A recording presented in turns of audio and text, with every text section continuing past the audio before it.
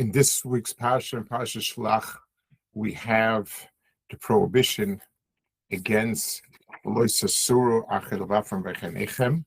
that the reason that we have tzitzis is that we not go after our hearts and our eyes.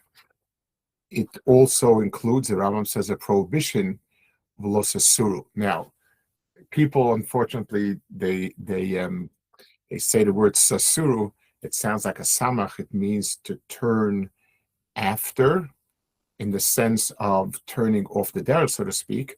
The word tur, in the way it's written in the Torah, the word tatur means, I would say, explore is probably a better word for it.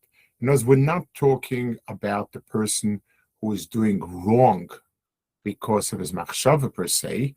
That's obvious, but rather it's a person who is engaged in constant, in obsessive thinking again and again.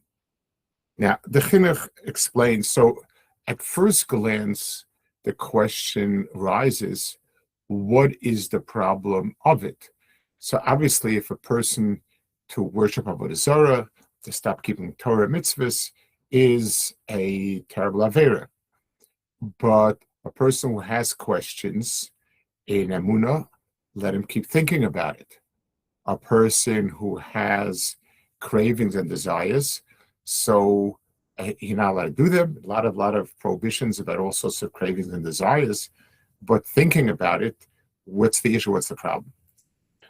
So the Chinuch addresses this point, and he says the following point. He says, "Machshavos ro'os avos hatuma v'hamaisim yaldehem." That bad machshavos are the avos hatuma, and the act itself is the child.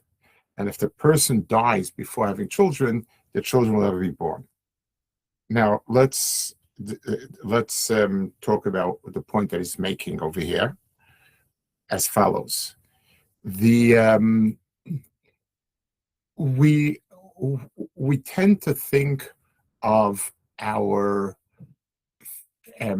machshava, our pondering thinking, as being very straightforward. Should I eat this treifa meat?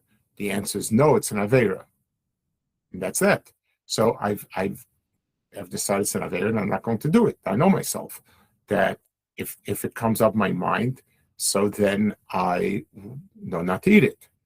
So what's the problem with thinking about it? So why can't I sit and think about this treifa meat or other things I'm not allowed to do? Where does the problem lie in it? The same thing, I have a question on Emunah. Well, the question either knocks out the Emunah I have or it doesn't. If it doesn't, what's the problem of pondering it again and again? That's really the issue that he deals with.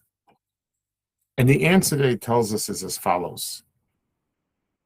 It's not, the thinking aspect of it is not the math behind it. So let's take a computer example. If I ask a computer something once or twice, if I use a password and it says it's incorrect, no matter how many times I use the password, it's going to say incorrect. Whatever I do in a computer once works always and always and always. That's how computers are. And therefore, it's something which is, that doesn't make a difference if I try it once or 1,000 times. We're just worried that a person might change, keep trying different passwords. But the same password will give you the same result each every time.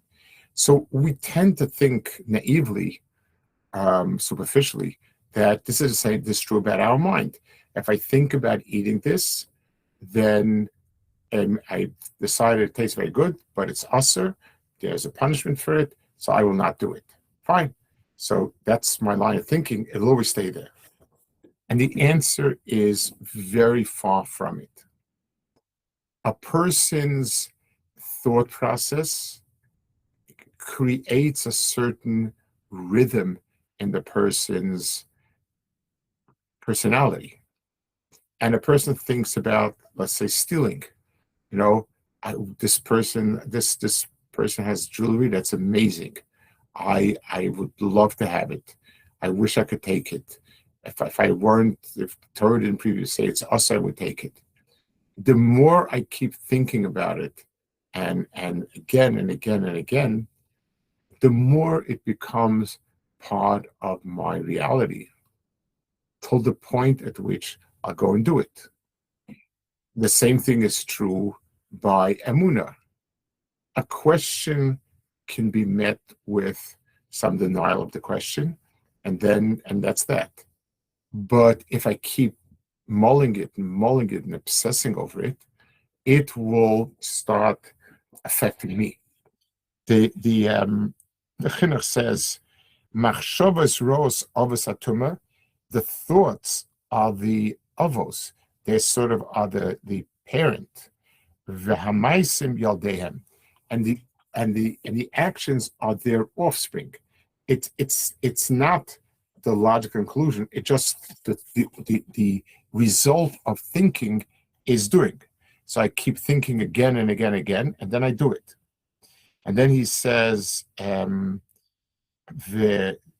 this fits into Aveirah goreres, Aveirah mitzvah mitzvah. Things have a habit of triggering each other. She'im toshis dascha the malis tavascha hara pam achas d'masha kampam. If you have in mind that you want to fill your taiva once, then start filling it many times. In other words, once you break that red line, you're going to continue break it more and more.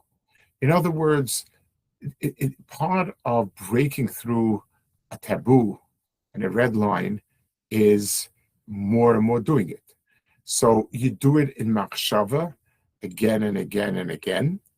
You keep thinking about eating a piece of meat, think about things about it, until at some point you just grab the piece of meat and you eat it. You've eaten a piece of meat once, you'll go a second time and a third time, and that line will become totally erased from you. This is the way in which we function. So, is not, well, a one-time a one-time succumbing.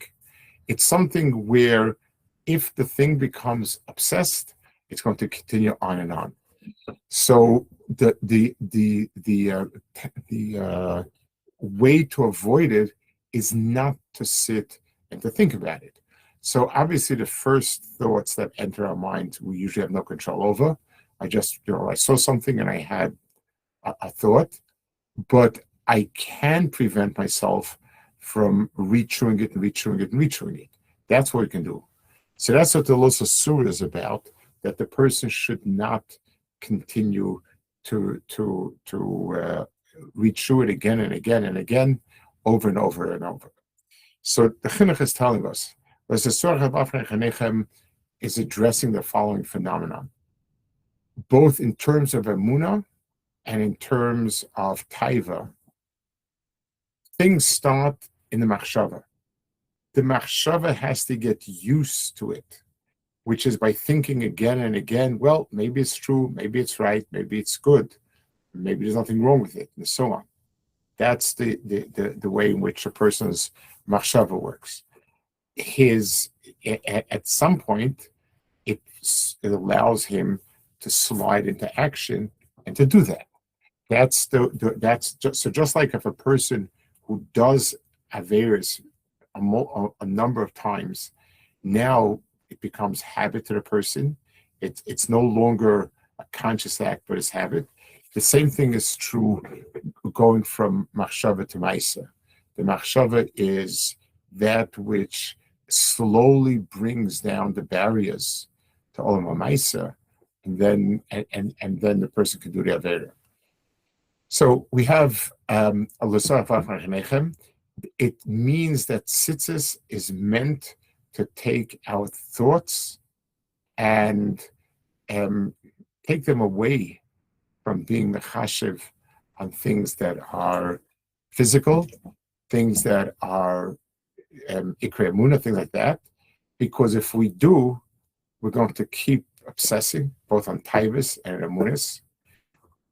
By obsessing, we do not have the approach to emes, and then the at some point it slides into doing Aveirahs. That's the way it works. It's one piece, and the constant thinking about it, and the constant machshava is that which leads into it.